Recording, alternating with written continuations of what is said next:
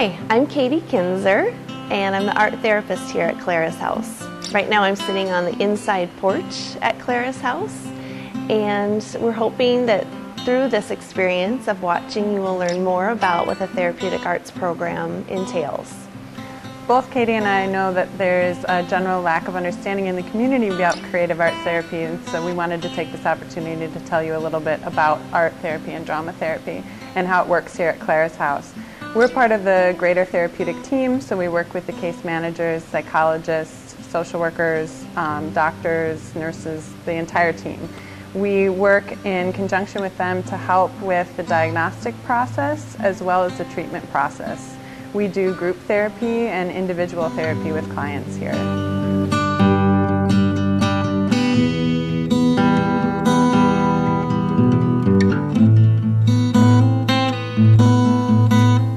In the next few minutes, we'd like to invite you to explore a client's healing journey through art and drama therapy at Claras House. This will give you an opportunity to understand better what the therapeutic arts program provides for our clients.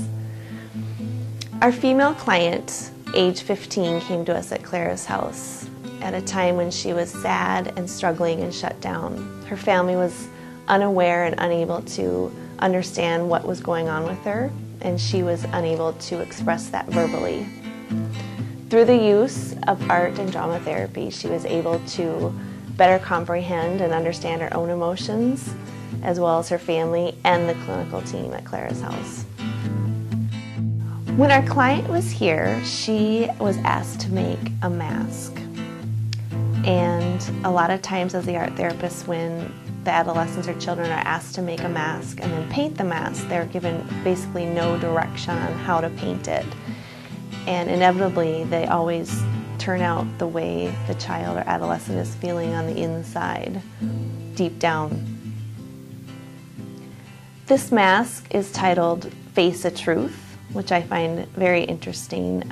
As an art therapist, I really look for features of red and black in a mask really indicate, or in any other artwork for that point, indicate trauma of some sort, being that red and black are the most intense colors on the color wheel. Our client had shown the eyes were very intense. They were black and red in a swirl-like fashion. And notice how her lips are stitched shut with black, which also may indicate that she was holding on to a secret or was unable to verbalize what she was feeling. One of the things the client was doing at the time was pretending to be happy when deep down she was feeling really horrible about herself. The mask really indicated to us that there was something bigger going on, that perhaps that she was traumatized or was going through some sort of traumatic state. You came back after, it had been 2 years, you came back and saw us again, and you were in a much different place.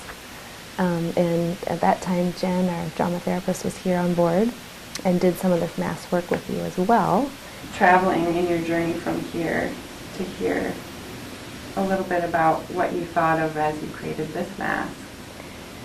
The mask you're holding, that was really, I felt more, and I wasn't as numb, and I didn't know how to express it, but I could talk a little bit. That shows that the stitchings are kind of off on the mouth. And this is kind of when you were talking a lot about it. Mm-hmm. And you had, like you said, you had kind of started taking out some of this binding on your mouth. The other thing that Jen and I, when we do these masks together, is a lot of times Jen takes it a step further and have the clients create a role for the mask. And our client here was able to do that for this one. And would you like to read the poem that goes with that? I am the voiceless. My name represents my past. My mouth is coiled with the inability to speak. It hurts my lips to speak. My heart is aching with the sharp screeches of pain. As I scream, the intensity of the sharp pain increases. My tears turn to dust on my face. My mind spins in the back of my head, making me nauseous. I drift through life with a rain cloud following my every step. I need help, but I cannot speak.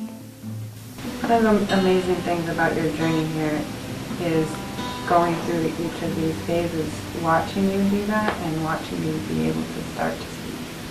And with that progression, we went on to a third mask that we have.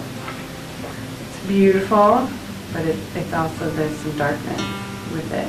And then and as you spoke the poem that you wrote about this role, I remember being really surprised. I am the hopeful, or I want to be.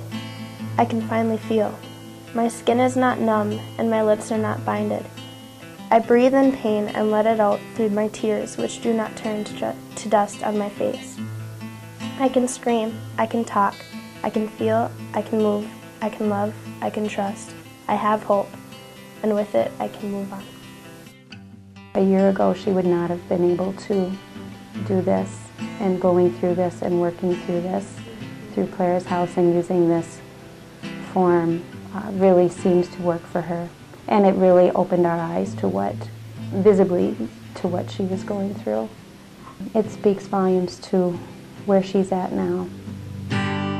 We hope our client's story demonstrated the healing power that art and drama therapy provide here at Clara's House.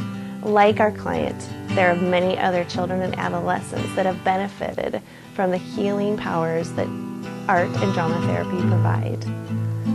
But to continue these programs, we will need your support.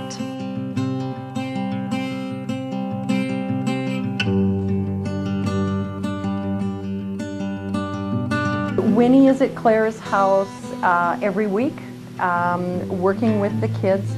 We use Winston a lot as kind of a connecting tool to kids that are really struggling, having a very hard time understanding emotions or calming and settling. And so Winnie can both engage in play with the kids, which is also so important, and also plays a part in settling kids down and using him as an avenue for reaching kids when the human touch just is not adequate. Traditional services don't work.